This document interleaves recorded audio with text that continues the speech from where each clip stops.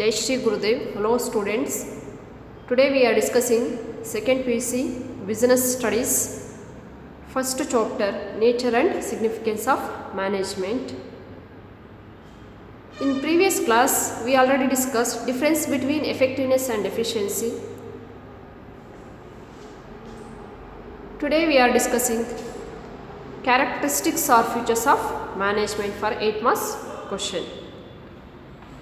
Question for 8 marks. Explain the characteristics or features of management. For 8 marks question, first we write introduction. Introduction means meaning or definition of management or introduction part of management. Next we write features points. Next explanation for that features. Next conclusion. First we will discuss about introduction. So in introduction we write meaning of the management. Here management means management is a process of getting things done with the aim of achieving goals effectively and efficiently. Here management is a process means प्रक्रिया ಅಂತ ಕರಿತೀವಿ. Process of getting things done with the aim of achieving goals effectively. Here effective means achieving the goals by completing the given task within the expected time. Effectiveness means achieving the goals by completing the given task within the expected time and efficiently. Efficiently means doing the task correctly by using minimum quantity of resources and with minimum cost.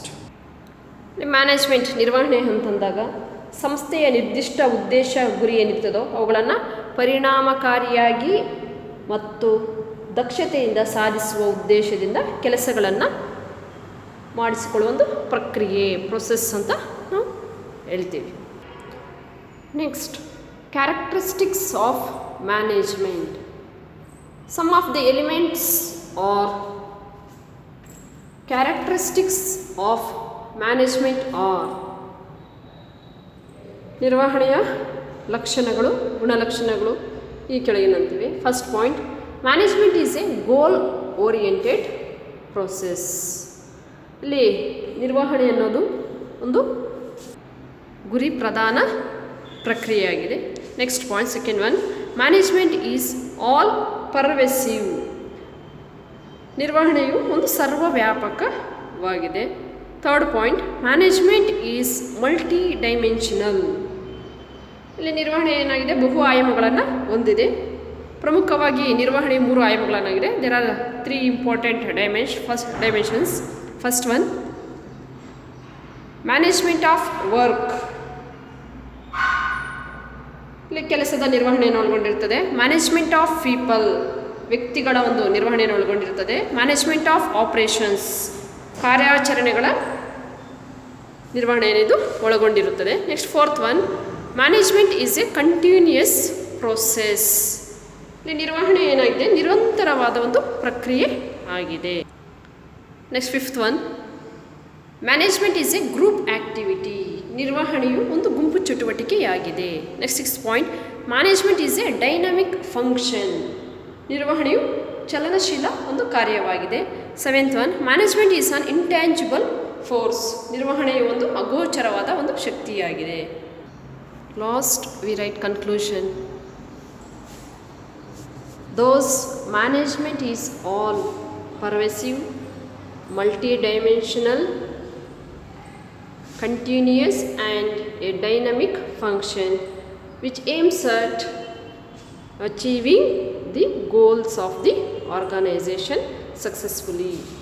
So ಇಲ್ಲಿ 8 ಅಂಕದ ಒಂದು ಪ್ರಶ್ನೆಯಾದಂತಹ ನಿರ್ವಹಣೆಯ ಗುಣಲಕ್ಷಣಗಳನ್ನು ವಿವರಿಸಿ ಒಂದು ಪ್ರಶ್ನೆಗೆ ಒಂದು ಪೀಠಿಕೆ, ಒಂದು ಅಂಶಗಳ ವಿವರಣೆ ಮತ್ತು ಒಟ್ಟಾರೆ ಸಾರಾಂಶವನ್ನು 8 ಅಂಕದ ಪ್ರಶ್ನೆಗಳಿಗೆ ಬರೀಬೇಕಾಗುತ್ತೆ. ನಾವು next In next class we discuss in detail about the characteristics points.